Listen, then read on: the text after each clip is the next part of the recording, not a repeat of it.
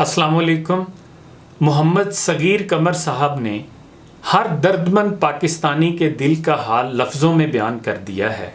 लिखते हैं कि रोज़ सोचता हूँ, रोज़ मेरे दोस्त का फ़ोन आता है, वो असरार करता है अपनी ज़िंदगी बचाओ, पाकिस्तान से मुंतकिल हो जाओ, हिजरत कर लो। अब ऐसे पाकिस्तान में क्या रखा है जहाँ ज़िंदगी ख़त्म होकर रह गई है। कोई दिन जाता है ये मुल्क ख़त्म हो जाएगा, ये उसके ख़दशात हैं। इसमें कोई शक नहीं कि पाकिस्तान में ज़िंदगी घुट कर रह गई है। कोई भी हसास इंसान यहाँ से भाग जाने के बारे में संजीदगी के साथ सोच सकता है। हालात ऐसे पैदा हो चुके हैं कि जान, माल, इज़्ज़त और कारोबार किसी एक चीज़ की भी गारंटी बाकी नहीं रही। शाहराहों पर मौत रक्सा है, कहीं भी कानून की अमलदारी नज़र नहीं आती। ट्रैफिक का बेहंगम रश और ट्रैफिक कवानीन की खुल्लम खुल्ला खिलाफ वर्जी देख कर दिमाग फटने लगता है। ऐसा मुल्क जिसमें सिग्नल भी हैं और ट्रैफिक का सार्जेंट भी खड़ा होता है, फिर भी इस मुल्क के शहरी अपने आप को मौत के मुंह में धकेलते हुए खुशी महसूस करते हैं। यहाँ किसी भी लम्हे, किसी भी वक्त, किसी भी मार्केट में कुछ भी हो सकता है। धमाका हो सकता है, खुदकश हमला हो सकता है, डाका पड़ सकता है, सिलेंडर फट सकता है, आग लग सकती है और फिर सोचें कि कई रोज़ तक आग भड़कती रहेगी। इलेक्ट्रॉनिक मीडिया रवां तबसरा जारी रखेगा, अपने नुमाइंदों से लम्हे लम्हे की सूरत हाल मालूम करके अवाम के जहनों पर हथौड़े बरसाता रहेगा। इस खबर का फॉलो अप इतनी सूरत से जारी रहेगा यहाँ तक कि एक और हादसा रूनुमा हो जाएगा और कैमरे उस तरफ रुख कर लेंगे। हुकूमत हादसे को भूलकर नए हादसे या सानहे पर अपना असूली मौक़िफ़ पेश करना शुरू कर देगी। इस मुल्क के किसी भी बड़े शहर के किसी भी बड़े चौराहे में आप पर हमला हो सकता है, गोलियां आपके सीने से पार हो सकती हैं। मारने वाले को ये इल्म नहीं होता कि वो ऐसा क्यों कर रहा है, ना मरने वाले को ता सुबह क़यामत ये मालूम हो सकेगा कि उसके साथ ऐसा क्यों किया गया। इस मुल्क की तारीक गलियों में रात के किसी भी पहर आपके घर का दरवाज़ा तोड़कर डाकू दाखिल हो सकते हैं। वो आपका माल लूट सकते हैं, आपकी जान ले सकते हैं, आपकी इज्जत से खेल सकते हैं। और इससे बड़ा सानहा ये होता है कि आप डरते हुए पुलिस स्टेशन इसलिए नहीं जाते कि वहाँ भी तजलील होगी, FIR दर्ज नहीं होगी। दर्ज हो भी गई तो इंतकामन डाका फिर पड़ सकता है। आप उनका क्या बिगाड़ सकते हैं कि कानून के मुहाफ़िज़ ख़ुद ऐसे बेशुमार वाक़यात में मुलव्वस पाए गए हैं। इस मुल्क में आपका सरमाया दाव पर लगा हुआ है। कुछ जमा पूंजी है भी तो आपको भत्ते की पर्ची मिल जाती है। ज़िंदगी का कुल सरमाया आपको भत्ता खोरों के हवाले करना पड़ जाता है। अगर आप पर्ची मिलने पर शोर मचाते हैं तो मारे जाते हैं, भत्ता नहीं देते तो तब भी मौत आपका मुकद्दर है।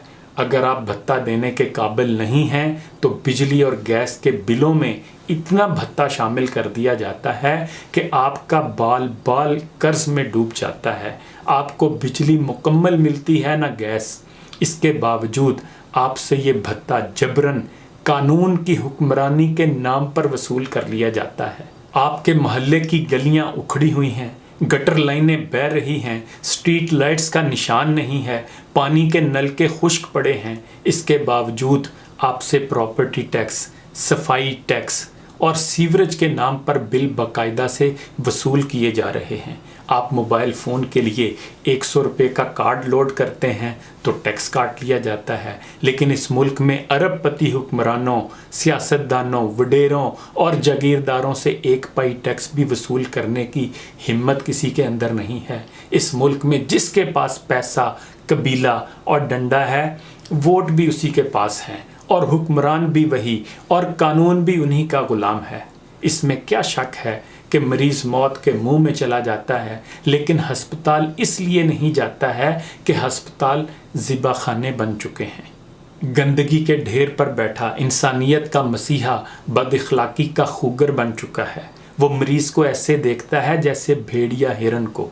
ऐसे शफाखाने जहाँ 2 नंबर दवाइयों से इंसानों की नसों में जहर उतारा जाता है, जहाँ मर्ज़ की तशख़ीस कुछ और की जाती है और मर्ज़ हकीकत में कुछ और होता है।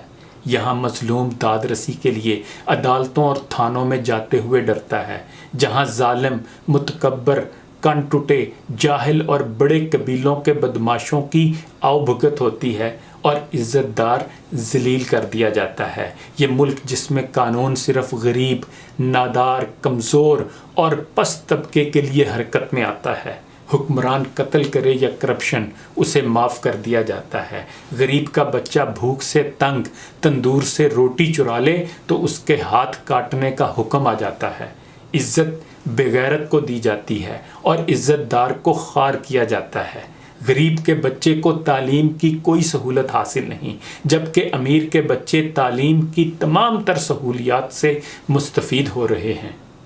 جی ہاں، اس ملک میں جہاں روز لاشیں گرتی ہیں، روز دھماکے ہوتے ہیں، روز حادثے اور سانحے ہوتے ہیں، روز عزتیں لٹتی ہیں، ہر روز بچے یتیم ہوتے ہیں، ہر روز سہاگ اجڑتے ہیں، ہر روز گھر تباہ ہوتے ہیں اور مسجدیں جو امن کا گھر ہوتی ہیں، جہاں انسان پناہ حاصل کرتا ہے، یہ پناہ گاہیں بھی برباد کر دی جاتی ہیں۔ واقعی یہاں زندگی تمام تر جبر کے ساتھ گھٹ کر رہ گئی ہے۔ اس میں کوئی شک نہیں کہ کوئی ذی روح حساس انسان ایسے ماحول میں زندہ نہیں رہ سکتا۔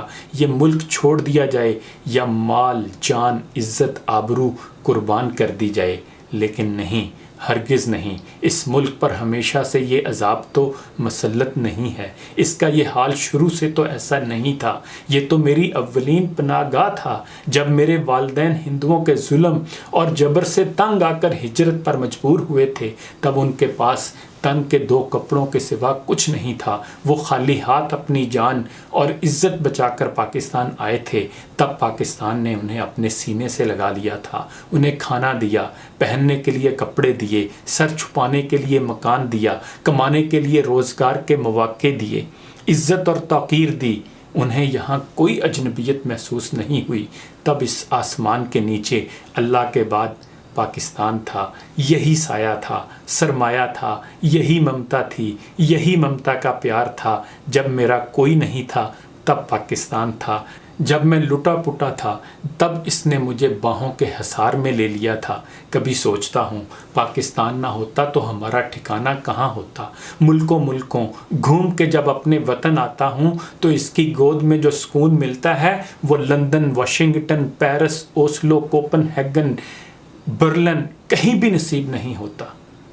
یہ سچ ہے کہ وہاں قانون کی حکمرانی ہے، انسانی جان کی قدر و قیمت ہے، لیکن یہ بھی سچ ہے کہ پاکستان کے علاوہ کوئی بھی نہیں جو مجھ جیسے بے نوا، بے سہارا، مجبور اور بے کس کو پناہ دے سکے۔ میرے وطن، یہ سچ ہے کہ تیرے حکمرانوں اور نام نہاد سیاستدانوں کی وجہ سے تیرا یہ حال ہوا ہے۔ یہ بھی سچ ہے کہ تیری سالمیت پر انگلیاں اٹھنے لگی ہیں۔ یہ بھی سچ ہے کہ یہاں جینا مشکل ہو گیا ہے، لیکن ہمالیہ جیسی حقیقت یہ بھی ہے کہ تو نے مشکل ترین گھڑیوں میں میرے والدین کو پناہ دی تھی۔ آج تو مشکل میں ہے تو میں تجھے چھوڑ کر کہیں نہیں جاؤں گا۔ میرے وطن، یہ میرا تجھ سے وعدہ ہے۔